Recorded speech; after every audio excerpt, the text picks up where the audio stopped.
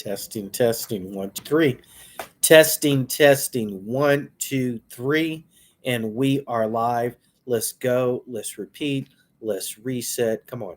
Testing, 1, 2, 3. We are definitely live here with Bitcoin price predictions. I'm your host, Daniel Plummer, the Crypto Kid, Ganja Ambassador. And this podcast is sponsored by Addis Ababa Advanced Technologies Incorporated. There we go. It took 30 seconds now. So testing, 1, 2, 3. This is Bitcoin price predictions. I'm your host, Daniel Plummer, the Crypto Kid, the Ganja Ambassador. This podcast is brought to you by Howard Blockchain TV, and we are sponsored by Addis Ababa Advanced Technologies Incorporated. Don't forget to hit that thumbs up button. Also, follow and subscribe with us. We have some great, exciting news. There has been a small pullback with Bitcoin to 66,381 US dollars, and Ethereum is at 3,367 US dollars. Right now, Bitcoin, everybody's on the Bitcoin bandwagon. You should expect a small snapback, a small pullback, and that is based upon basically traders will daily trade upon political news or headlines. So right now we have Donald Trump. Donald Trump supports Bitcoin and blockchain technology. JD Vance, his vice president running mate, holds Bitcoin and is a proponent of blockchain technology. Robert F. Kennedy Jr., who is also a presidential candidate and who's very articulate, is in full support of Bitcoin. So, with that, you should expect a lot of interesting rhetoric concerning Bitcoin and cryptocurrency. So, it will be interesting to see the promises that will be made concerning Bitcoin. I would caution everyone. What I would say is definitely the future is crypto, um, but something at a presidential level needs to occur to dissolve the relationship with the Federal Reserve Bank, which will affect the U.S. Treasury.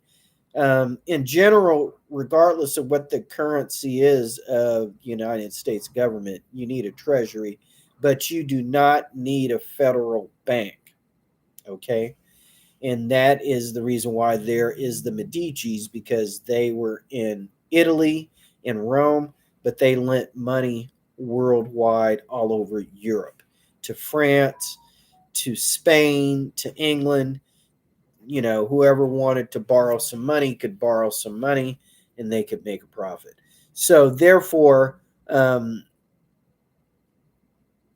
in general, I believe once we got off the gold standard, the US dollar eventually was going to be finished. So, it should be no surprise at this time in 2024 that the United States dollar is struggling, and BRICS has already began using the Chinese yuan as the currency of paying debt. Other than that, internationally, the US dollar is used to pay debt. So once other countries discontinue using the US dollar as a form of paying debt, that will lower the confidence in the US dollar and the US currency in general. We're going to leave it at that. What I want to say is don't get distracted. In general, cryptocurrency is still in its infancy, and this is 2024. And Bitcoin has been in existence since 2008, 2009. It is just beginning to be heavily accepted worldwide, and mainly by Asian governments. So the United States better get on board. I believe Donald Trump sees that. Any U.S. president, it would be wise to get on the crypto bandwagon and accept that there's really not going to be any global currency, and this is where the world is moving due to internet commerce and global commerce. So this is going to happen anyway. Um, you know, a baptism is a baptism, so there's really no easy way in, and this is the way we're doing it.